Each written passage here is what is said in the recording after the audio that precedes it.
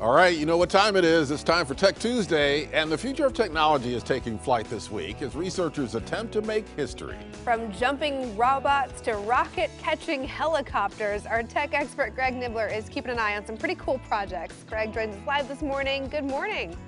Good morning. Yeah, some kind of fun stuff going on this week. So we got, rockets and robots, talking about the rockets for the first side. So we had a launch yesterday from a company called Rocket Lab. They're based out of New Zealand, and it's one of the things we've been seeing a lot of, where they're setting up satellites into low Earth orbit. This one in particular is small satellites, which is a little bit different, one of kind of a big burgeoning side of the commercial space industry. But what was cool here is how they caught the booster rocket when it came back down. Seen SpaceX where they landed onto a ship out at sea. This is a little bit different. They actually caught it with a helicopter. So the way it works is this booster goes up, sends the payload into space, then it comes back down with a parachute. You've got a helicopter out at sea with a tether that then attempts to catch it and hook onto it. And they actually were successful with this yesterday, the first time they did it with an actual launch. The problem was they caught it, but then the helicopter pilot felt a little bit unsecure, so he dropped it into the ocean. They'd still recovered it, but it's just showing some of the different ways that a lot of these space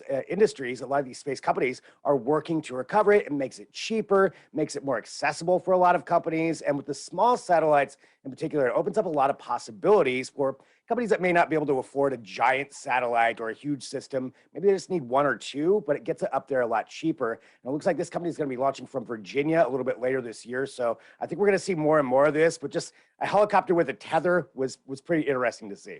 Yeah, we're seeing advances in this area by leaps and bounds. It sounds like every time we do a story about this, some other horizon is being pushed. So that's really interesting. We've watched all those SpaceX, rockets come back down to the pad and they almost land and then they tip over and blow up. So it's the helicopter, that's a cool approach. Yeah, they'll get it together. I mean, they've been doing it enough. Yeah.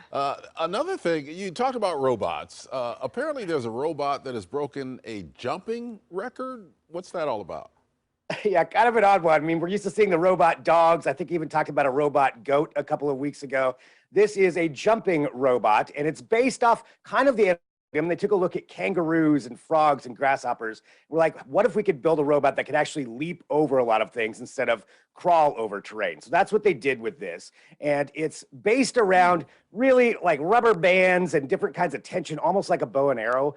And they have this thing that can now just spring up. It's super light. The jump it did a couple of days ago, or when they did this, was about 100 feet into the air.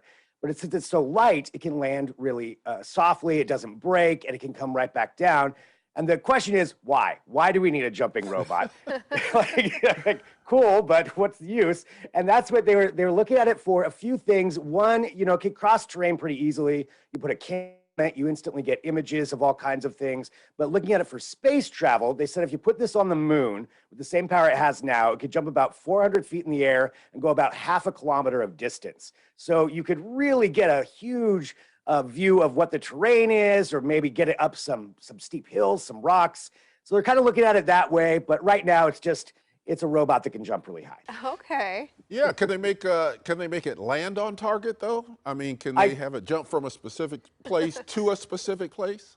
In theory, yeah, but you have to think there's got to be some factors in there that could spring up. Yeah, factors. There's always factors. Right, always factors. Would go faster than a little rover crawling over the surface, though. No doubt. So Definitely. that's kind of cool. Okay, and then in this story, it's really interesting. A university created an app that could help to screen for dementia. So how does this work?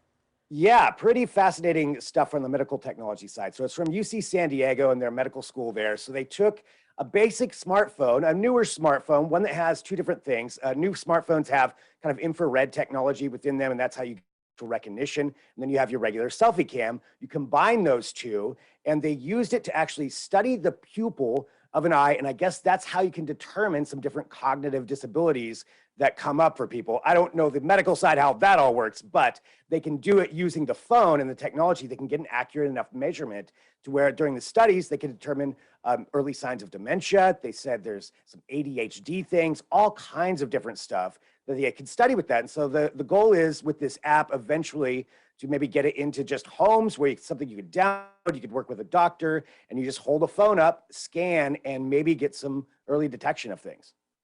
Wow, that's really interesting. Yeah, it really and, is. and so accessible. Almost everybody's got a smartphone. So That's right. Right. Yeah. cool. Well, Greg, thanks for the rundown today. We'll see you again next week. Sounds great. And to catch up with the latest in tech anytime, of course, you can follow Greg on Twitter. He is @GregNibbler.